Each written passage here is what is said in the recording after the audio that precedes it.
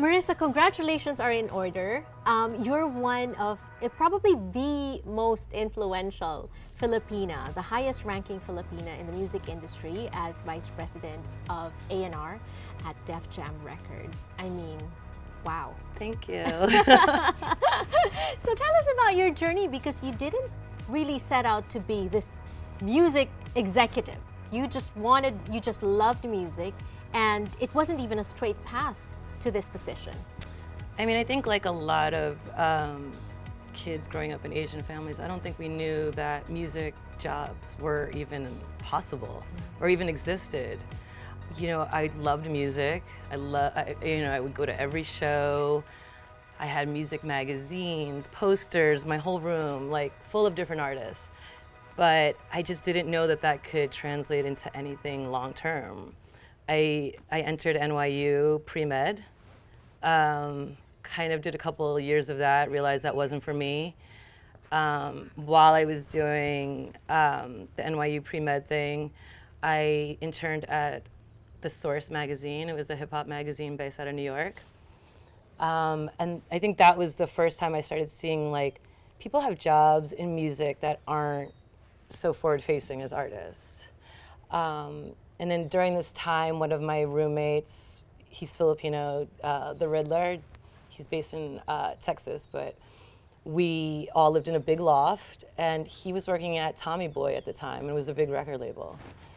So I would go pick him up after work and just kind of see what he was doing. And then I think that was like seeing somebody that was like us in a record label, in an office. I was like, oh my God, this is an actual job. Like, I want one of these, you know? And I think that was the start of it, and kind of, you know, where I got the bug. I then had to figure out how to break that news to my family. I think I started with first saying like I wasn't gonna be a doctor, which is like a big deal. My whole family, all of them are doctors and nurses. My dad's a doctor. And you know, that was the first hurdle. And then I think at the time I met some friends and they were like, if you want to work in music, why don't you try, it was actually Eminem's manager. He was like, why don't you try being a lawyer in music? And I was like, oh, I didn't even know that was an available option. And I was like, and my dad would love it. Right. I'm gonna be a lawyer. Yeah, that's a good compromise. Exactly. Right? Okay. So I finished NYU. I went to Brooklyn Law. While I was at Brooklyn Law, the whole time I was working at Arista Records, we had amazing artists at the time: Usher, Outkast. We had the Star Trek label deal, which is Chad, Hugo, and Pharrell. Pink. It was just a great time in music. So I was going to law school at night and working at the record label in the day. And then I graduated, got a job as a lawyer now there, and spent about 10 years at Sony. So half of it was as a lawyer. And then I met L.A. Reid, and he kind of allowed me to be really creative and think outside of just being a lawyer. And he let me bring in talent. He was open to ideas. And from there, I shifted from being a lawyer for him to an A&R. So tell us about your transition from lawyering to being more creative. You know, I think as a music lawyer, you still have to be creative. And you still have to kind of know, I mean, your clients are still the artists, so you still have to know music and know what's going on. So the shift wasn't a big jump in terms of my interest. It was more of my day-to-day. So, you know, it was one time I was drafting all day to now I'm in a studio all night. It was an easy transition because while I was a lawyer, I was still out every night at all the shows. It was actually harder to be a lawyer than it was to be an A&R, you know? Also because I think that your passion is really music. And here you are finally getting to do what you've always loved to do. And that's what I find admirable as well, because it seems, in just like those few words earlier, that you knew about your passion for music from a very young age. When we're Filipino, we grew up on music, you know. So my dad would have, you know, Beatles collections laying around. My mom was super into R&B, and like, so, you know, music was always part of our day-to-day life. And then as I started getting older, going to shows, I remember, and it was funny, I tell this story a lot. I remember going to my first big rap show and my dad dropping me off. And he was like, I don't know how long you're gonna do this. Is this really gonna make a living? Can you really make a living off of this? And like, I don't know what you and your friends are focusing on this for. And we're like, we're just having fun. And then, you know, 10 years later, first job in music, you know, or whatever. So I've always known I've loved it. It's always been part of our culture on every level, you know, from cotillions, dance, you know, like just family parties, karaoke, you know, like music has just always been a part of every big moment for us. So. Right, and that's what's weird about Filipino families and Filipino parents. Like growing up, they want you to sing or dance or perform in family gatherings. I mean, I make my kids perform. Right.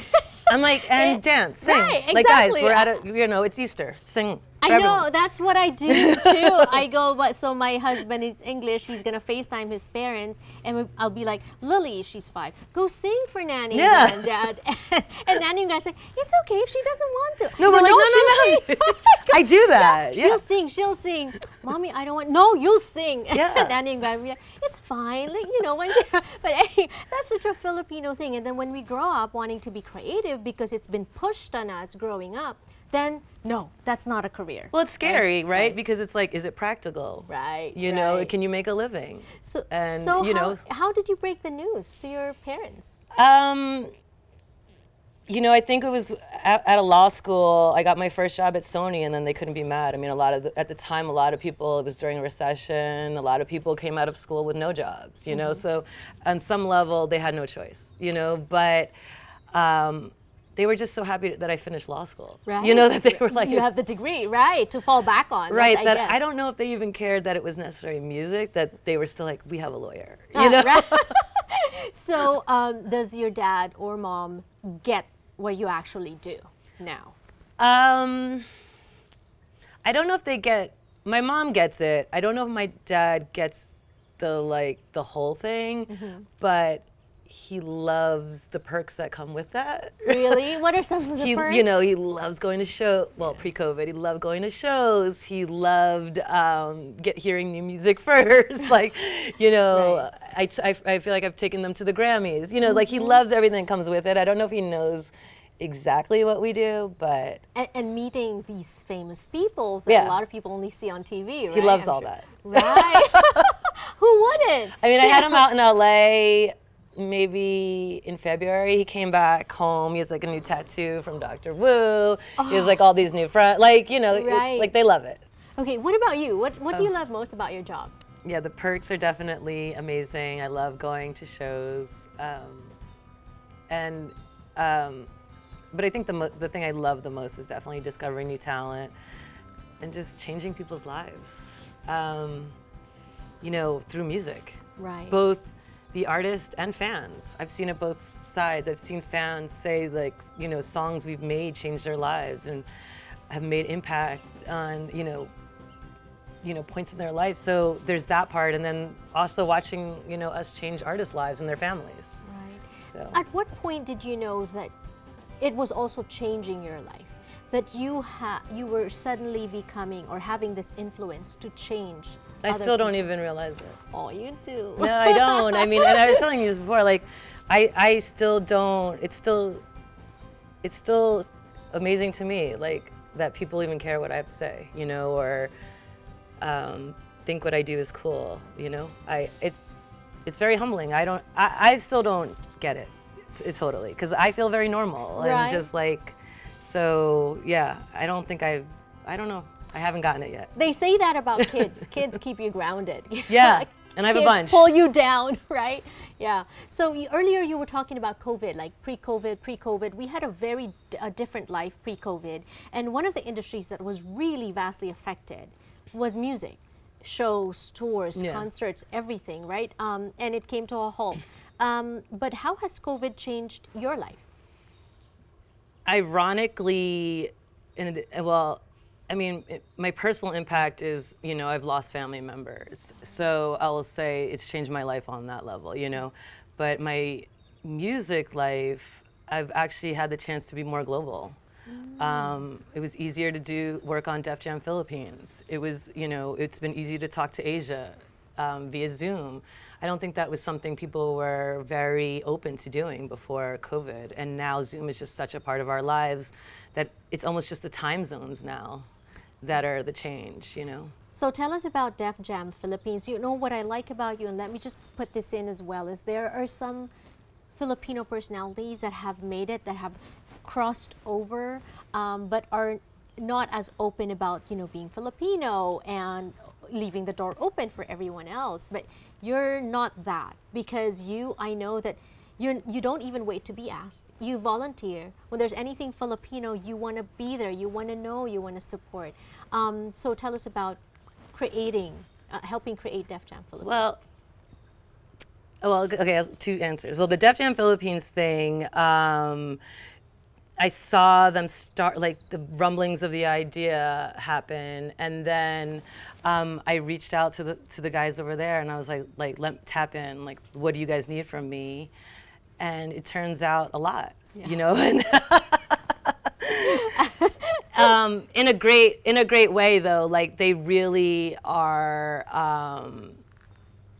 a strong team out there that really know the music. I didn't want to come over there and be like, I'm an American, I know better. I'm not there. Hip hop has always been very rooted in the local culture. I didn't want to act like I knew it. I'm here. So it was more just being a really good sounding board and support system for what the music that they already had, and just amplifying the message and getting it out there. So, using my resources, using the people I know to like help amplify. And we're still very much in the process. We're making a movie, we're doing a tour. So we're just getting started on it. I hope to be there in person and to be able to be more hands-on with the artists. There's a lot of actually even female artists that like warm my heart, because, I just can't imagine like what their parents are saying, like Filipino female rappers, like amazing, right? Right. So yeah, I do want to get over there and just spend some time with them. They're super inspiring to me. Could you share some of those names with us? Some of the people that we have been working with, are this girl, Janine Castillo. She's dope. She's kind of my favorite right now, and I'll share some of the music with you. She's a solo artist. She's really creative, and it's hard out there for the females in the Philippines, especially in hip hop. Like, the men are just getting accepted. So for the women. I mean, imagine Ruby in the Philippines. It's like that kind of energy. You love music so much. You have the attitude for it. Why not? Did it ever occur to you to become a rapper yourself, to become an artist yourself? I'm sure, like, just growing up Filipino, I've performed many times, but I just never felt that comfortable in front of that amount of people, I guess, or whatever. So, and to be honest, I also don't think I was that good, But now you have the eye, you have the ear for talent, right? How much of that is influenced, or how much of what you see and what you think will make it is influenced by your being Filipino? There's never a time that I don't look at everything in my life through a Filipino lens. Everything I am, my confidence, where I am, is because of my community. So, and there's also no part of me that doesn't feel that I'm not in this position because of being Filipino. Whether that means, the hard work, the values, all those things, or just people in my life that, rich, that have helped me. being Filipino and, having so many different cultures influence us, I think helps me look at music more globally. I don't think I have signed an artist that was only gonna make it here in the last, probably in a while, probably ever. I've always looked at people like, how can I affect the world? Every reason why I'm here is because I'm Filipino, and my community, my confidence is all because I'm Filipino. And I love that about you because, as I said earlier, and I'd like for you now to comment on that, because there are some Filipinos that have crossed over, and it's so difficult to get to them at this point, and some of them really just like, and I know because I'm from the media, there are some, not in music per se, but in other industries, when you say, oh, this is for a Filipino channel or Filipino show, and you just don't hear back, right? Yeah. Your thoughts on that? Why is it important for you to support and bring fellow Filipinos over? I came up in a time where no one looked like me, or there was no role models. So I feel like it's my obligation to serve our community and let kids know that there's other options. Why am I so accessible to Filipinos? Because, this is my community and my ride or die. I'm gonna live and breathe this. This is, this is my family. This is, and like I am here because of our ancestors and our community and our culture, our support for each other, that I just wouldn't be a good person to not give back. And like I said, I'm not somebody who, like, if it wasn't for my Filipino family, I wouldn't have the confidence, I never had that awkward moment in my life. I had 40 million cousins that had my back growing up. So I walk into a room as a female with confidence because of that, I don't take that for granted. I don't know if a lot of Asian women feel the same way, and so I want people to know there's options. I want to be accessible. I want my story out there so people know, like, you don't have to be a doctor or a nurse. You can do other things and your parents will still be proud, or, you could still make an impact. So I think there's a lot of reasons why. I will say I probably would never talk about just myself if it wasn't connected to being Filipino, though, almost. Because I feel like this is a community that needs to hear the story, And I love that. Also for parents that are watching, like, I like bringing stories like this out, because for parents that are watching, chill, like, back off your children. If they want to pursue something in the creative industry, look, we have, we have Marisa, and she's done it. But at the same time, you mentioned being Asian, we've been talking about being Filipino. We are also going through a lot, and you mentioned growing up, like, dealing with racism, microaggressions, and all that.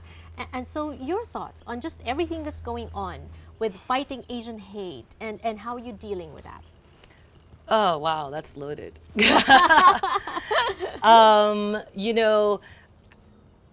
one's hard for me because I live in a space where I probably don't look Asian to everyone, so I don't have that same fear necessarily. But because I don't have that same fear, and I fear that for my family and, every time they leave the house. But, I felt very strongly about a lot of these issues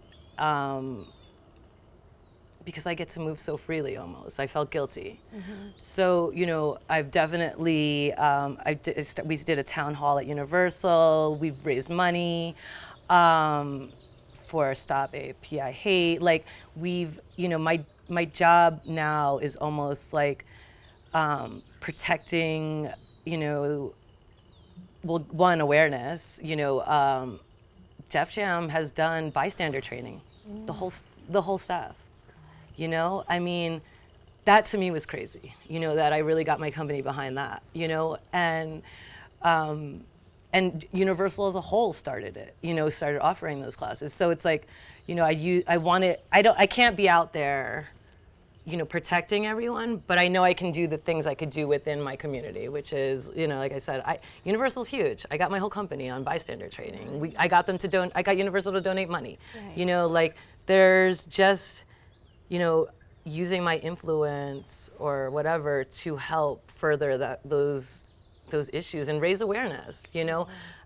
Part of the AAPI hate is also very rooted in, you know, well, lots of issues, but, you know, one of the things is like understanding the diversity within our communities. Yes. And, you know, that's one of the things I like to bring to the forefront. Like we're creatives, we're athletes, we're not just back office IT, you know, or whatever. Right. Like doctor, you know, it's not just that. It's like, so I think that's part of, you know, my mission is bringing the attention is because like we're just as cool as everyone else, you know? I also like this because then having role models, you mentioned that earlier, it's very important for Filipino children that are growing up to see role models so that they can be confident in their own self and in their own culture, right? Yeah. And I think music has got a lot to do with that too. I recently did a story on Ruby Ibarra and Ella J. Bosco with their song Gold that talks about, you know, being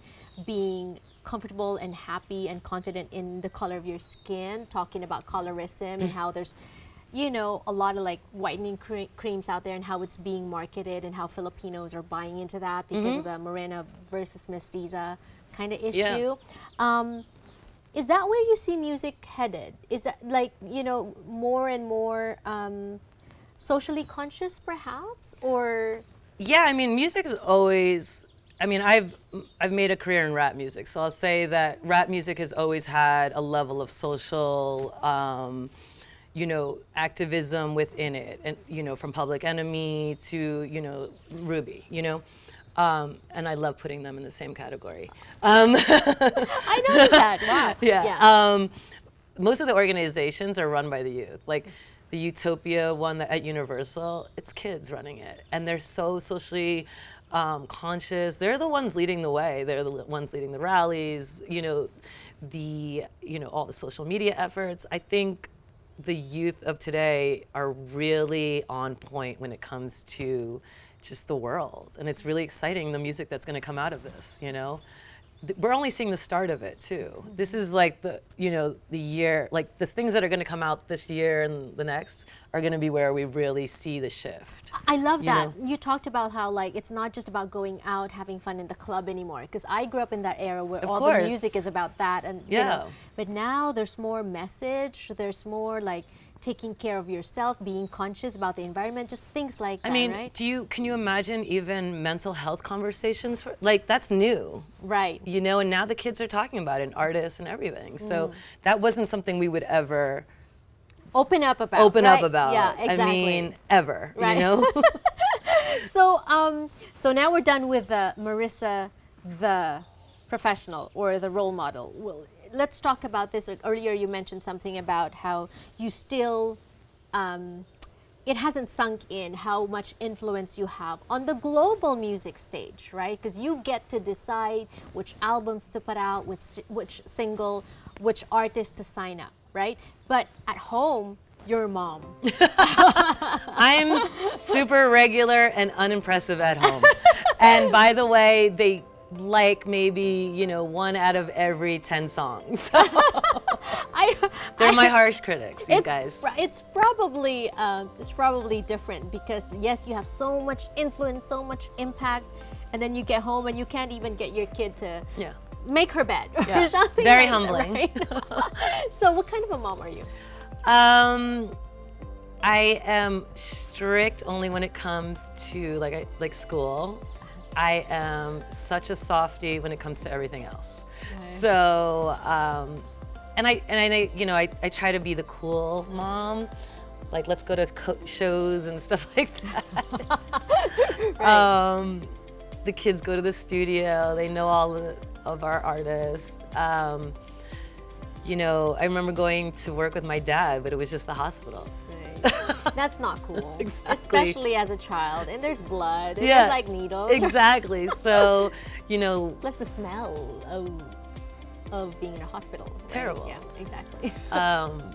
But, I remember I did X Factor for a couple seasons, and it was live television, and it was Fox, Right. And the kids were came on with us. They were there for, we had to move here for 3 months. And they just think this job is so boring. Oh, wow. They're like, are you going to the studio again? Right, Yeah. right. Like, they just want their parents. So they don't care what we do. But we try to show the fun side of our job and show what the time away from them amounts to. Look at the album I made, look at the tour we help work on or stuff. But we're regular to them. So it's possible. I always talk about this with my mom friends. Like it's impossible to have everything. But you seem to have it all. You No. seem to have a career, your family. What's the secret? What advice would you give to other struggling moms out there that are, struggling with work-life balance, balancing family life, especially during this time when schools are now opening up, starting, thankfully, but Yeah. then during distance learning and Yeah. all that, like, it must have been tough. I would say I lower my expectations for ourselves daily, meaning, that perfect concept. There's times that I set out to make a perfect organic meal from scratch, and I end up making frozen chicken nuggets, you know? Right. So, I have to be kind. I'm kind with myself always. I don't believe you can have it all in every sense of the word. There's something always going to slip. It's just a matter of prioritizing what that is in a given day. And a lot of times it's those things that don't matter so much. Breakfast, maybe it's fine that they just get frozen waffles, Right. but we spent the time hanging out instead of me making pancakes from scratch or whatever. Like, I pick and choose. I try to, my time, schedule, I try to go to the studio when I put them to bed most of the time. Lately I've been going earlier, but my husband is a great support system. I put him to work. There's no, we're both equals in this. Yes. I mean, that's a huge part of it for us. And I have a great support system. I use my family a lot. And just everyone around me, I lean on them, and I'm not shy to ask for help. Yeah, and wanting to cross over. How do you make it? I mean, I've always made it by being loud, being confident, and being me. I don't think we have to be them. I think our culture is rich. We're, enough. Our work ethic, all those things. I don't think we need to. Like I said, I don't think we need to cross over or worry about what everyone else is doing. They'll come to us. Like I look at K-pop. They're unapologetic. Right. to mainstream. They do them. Right. I look at Latin music, J Balvin, Bad Bunny. They're not sitting here wondering how to cross over. And they're the biggest artists in the world. So, I sit here and I'm like, I don't care about crossing over. I love that, playing to your community, because in Yeah. the end they will. We have the numbers. We're there. We just don't, and I say this, we lack the confidence, and that's something deeply rooted in Asian society. Colonialism. Exactly. That's Right. something that is generations. Right. And generations built. So that's dismantling that. But but the numbers are there to prove it. That that's a possibility. So every time I do my interviews, I talk about, I ask my subjects about like advice. Like for you, I would ask like, what would your advice be to moms that are balancing everything? What would your advice be to parents that are like things like that? And I know that with just conversation alone, you have dropped a lot of life advice already, and I've picked up on those. But who do you get advice from? Who do you consult if you're unsure about things? You know, again, I'll always go back to this about my community, my family. You know, my aunts, my mother, my Lolas, my grandma. You know, all of them are my backbone, and I use that, and I don't take it lightly. I'm lucky to have such a big family, so I tap into it, you know? And I love when you said earlier about how, like, your parents, your dad gets to be one of the first to listen to us. Tells all his friends about it. Right. You know? So now it's out in the open. Like, your dad has an influence on, like, the songs that we listen to on the radio. He definitely gets demos sent to him from his friends, kids and stuff. Right. And so what do you look for in an artist? I look for someone with a strong point of view. I remember when I met Travis Scott, he had, you know, 2 mixtapes done, 3 videos, and they were the best things I've ever seen in my life. You know, so it was, you know, somebody who knows who they are. I don't want to tell you who you are. I want I want somebody with that kind of point of view walking in. I want someone with a strong work ethic. I can't want this like more than them. I ideally love a good team around them. Sometimes you get that, sometimes you don't. And I love artists that think globally, music-wise, and where they see themselves. I don't look for somebody that wants to be the biggest artist in Atlanta. I look for people who want to be the biggest artists in the world. Right. So, you know, I think that kind of perspective, and then most important, good music. Right. Hunger, drive, ambition, and creativity, right? Yeah. Good music. And good music. Like social media, how has it changed the music industry? Because now you see a lot of people not needing a label. Yeah, to release. I mean, now you're direct to fans, right? Like you don't need the middleman. Right. I mean, even for me, I don't know how many people I've met through social media or like that have reached out or whatever. I use it. It's a great gauge for discovering. Well, it's a great way to discover new talent. Unfortunately, people use it as ways to determine popularity and stuff. It just is what that is in the artist world, unfortunately. And everything, I think. Well, now. probably It's everything. Like, right? Everything is about numbers. Yeah. How many likes, how many followers. Yeah, you're right. It's probably everything. Right. Which sucks. But so it's the gift and the curse, I'll say. I think a lot of people will feel that way. It's one of those things kind of like where now that, I talk to people all over the world because of it. And I keep up with my family, which is great. But then there's those things like, I worry about my kids and the use of it and the toxic, environment that it can create and the, materialism and all that stuff and what's real and what's not. Yeah, I'm scared about that one for my kids. As a mom, right? As a mom. Also, I talk about influence versus impact because so much is being put on like influence. You're an influencer with so many followings and likes and engagement, but really impact should be the more of the focus than influence. Yeah, I mean, this one's tough because I kind of laugh at it. Like, it's like if you're an influencer with no job, like you need like, whether it's philanthropy or like. Because you're just like peddling what? Products, peddling what? And, right, yeah. And boils down to like what's real and what's not, like what's Instagram edited and and our people love social media. For sure. So what's on the horizon for you? I'm excited about Def Jam Philippines and the going on tour and being able for a lot of people to see them. I just finished a Cash Page album. I'm working on a Danny Lay album for next year. Just more music. Right. Yeah, right. I have some other signings I'm doing this year, so I'm just excited to be outside, make more music now. We've been in it for a while, so. Right. What do you think about Olivia Rodrigo? I'm excited for her. I hope she embraces her Filipino-ness. She has a huge platform. I hope she uses it. But I'm excited for her overall. I mean, my kids like her music, so I hope she really goes the distance. Right. Ruby Ibarra. Queen.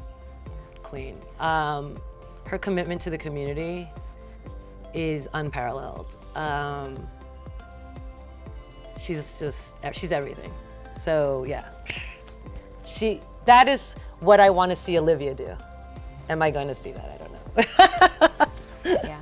But everything that Ruby does is, when you asked about people who like do things through to me, she does everything through a Filipino lens, and I'm in awe of her. She's gracious, she's Yeah. humble as well, and she's also a scientist. Yeah, and to top it off, Right. like she makes me cry of happiness and pride. When you mention her, she does. So, and she knows that she does that. But somebody like that is it's just such an honor to know her, to just be near her, to have her in the community. And she's somebody that's also accessible, but she makes me literally cry with pride. Like, it's crazy. Every time she like performs, it's that. So she's a queen to me. Ella J Vasco. Super dope. Young, fresh, exciting. I can't wait to see more. And I love her family. So, Right. yeah, anything that they do, again, another family so rooted in the community and doing such work that how could we not support them? Right. Bruno Mars. Amazing, amazing talent, exciting, pushes music to he pushes the boundaries on it. He's so classic, retro, but modern. He's everything. Yeah. He's a genius. Genius. Yeah. Apple the app. Legend, another legend. He opened the doors for a lot of us. I think for Bruno probably on some level, and just to be able to be proud and Filipino and work in mainstream. I mean, he's part of the biggest group on the planet, and then just his pride too, as well. Like that song, Beba, was a theme song for just so many of us to say, like, there's a major record label that has a song, like, that speaks to just us. How is that possible, He's a legend. I'm honored to even be in his presence. He's everything and what he gives back to the community, everything.